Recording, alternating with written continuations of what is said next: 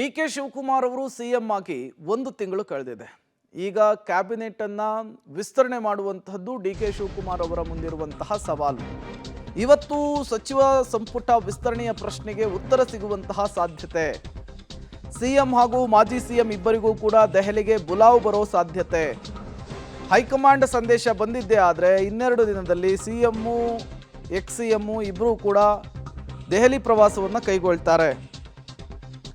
ವಿದೇಶ ಪ್ರವಾಸದಿಂದ ಇವತ್ತು ರಾಹುಲ್ ಗಾಂಧಿ ಅವರು ಭಾರತಕ್ಕೆ ಬರ್ತಾರೆ. ಎಐಸಿಸಿ ಮಟ್ಟದಲ್ಲಿ ಸಂಪುಟ ವಿಸ್ತರಣೆಯ ಬಗ್ಗೆ ಇವತ್ತು ಚರ್ಚೆ ಆಗೋ ಸಾಧ್ಯತೆ ಇದೆ. ಸಂಪುಟ ವಿಸ್ತರಣೆಯ ಮುಹೂರ್ತ ನಿಗದಿ ಆಗ್ತಾ ಇದ್ದ ಹಾಗೆ ಹೈಕಮಾಂಡ್ನಿಂದ ಇಬ್ಬರಿಗೂ ಕೂಡ ಒಂದು ಮೆಸೇಜ್ ಬರುತ್ತೆ.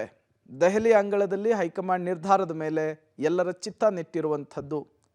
ಇರುವಂತಹದ್ದು 20 ಸ್ಥಾನ, 50ಕ್ಕೂ ಹೆಚ್ಚು ಜನ ಆಕಾಂಕ್ಷಿಗಳಿದ್ದಾರೆ. ಸದ್ಯದರಲ್ಲಿ ಎಲೆಕ್ಷನ್ ಕೂಡ ಬರಲಿಕ್ಕಿದೆ, GBA ಎಲೆಕ್ಷನ್ ಇದೆ. ಇದರ ನಡುವೆ ಅಭಿವೃದ್ಧಿ ಕಾರ್ಯಕ್ಕೆ ಚುರುಕು ಮುಟ್ಟಿಸುವಂತಹ ನಿಟ್ಟಿನಲ್ಲಿ ಡಿ ಕೆ ಶಿವಕುಮಾರ್ ಅವರು ಕೆಲಸವನ್ನು ಮಾಡ್ತಾ ಇದ್ದಾರೆ.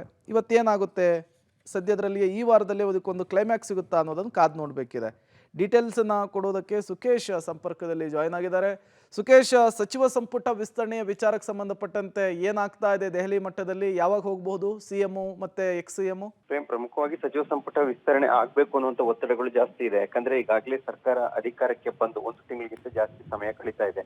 ಈ ಸಂದರ್ಭದಲ್ಲಿ ಉಳಿದಂತ 20 ಸ್ಥಾನಗಳನ್ನ ಭರ್ತಿ ಮಾಡಬೇಕು, ಇಲ್ಲಾಂದ್ರೆ ಸಹಜವಾಗಿ ಸರ್ಕಾರದ ಮೇಲೂ ಕೂಡ ಮುಖ್ಯಮಂತ್ರಿಗಳ ಮೇಲೂ ಕೂಡ ಒತ್ತಡ ಇರುತ್ತೆ ಅನ್ನುವಂಥದ್ದು. ಈ ನಿಟ್ಟಿನಲ್ಲಿ ಶಾಸಕರು ಕೂಡ ಲಾಬಿಗಳನ್ನ ಶುರು ಮಾಡಿದ್ದಾರೆ. ರಾಹುಲ್ ಗಾಂಧಿ ಅವರು ವಿದೇಶ ಪ್ರವಾಸಕ್ಕೆ ಹೋಗಿದ್ದಂತ ಕಾರಣಕ್ಕಾಗಿ ಯಾವಾಗ ಸಚಿವ ಸಂಪುಟ ವಿಸ್ತರಣೆ ಅನ್ನುವಂಥ ವಿಚಾರದಲ್ಲಿ ಸರ್ಕಾರದ ಮಟ್ಟದಲ್ಲಿ ಅಥವಾ ಪಕ್ಷದ ಮಟ್ಟದಲ್ಲಿ ಒಂದು ಕ್ಲಾರಿಟಿ ಇರಲಿಲ್ಲ.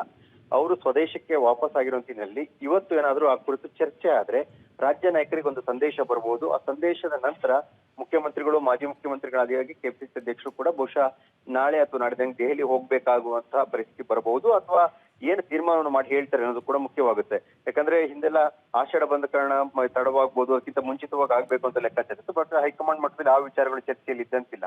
ಹಾಗಾಗಿ ಹೈಕಮಾಂಡ್ ಏನ್ ತೀರ್ಮಾನ ಕೈಗೊಳ್ಳುತ್ತೆ, ಅಥವಾ ರಾಹುಲ್ ಗಾಂಧಿ ಅವರು ಯಾವಾಗ ಭೇಟಿಗೆ ಸಮಯಾವಕಾಶವನ್ನು ಕೊಡ್ತಾರೆ, ತಕ್ಷಣ ಸಿಎಂ, ಮಾಜಿ ಸಿಎಂ ಮತ್ತು ಕೆಪಿಸಿಸಿ ಅಧ್ಯಕ್ಷರು ಕೂಡ ದೆಹಲಿಗೆ ಪ್ರವಾಸಕ್ಕೆ ಮುಂದಾಗುವಂತ ಸಾಧ್ಯತೆ ಇದೆ. 2 ದಿನದಲ್ಲಿ ಈ ಪ್ರವಾಸ ಆರಂಭ ಆಗುವಂತ ಸಾಧ್ಯತೆ ಕೂಡ ಇದೆ. ಪ್ರೇಮ್.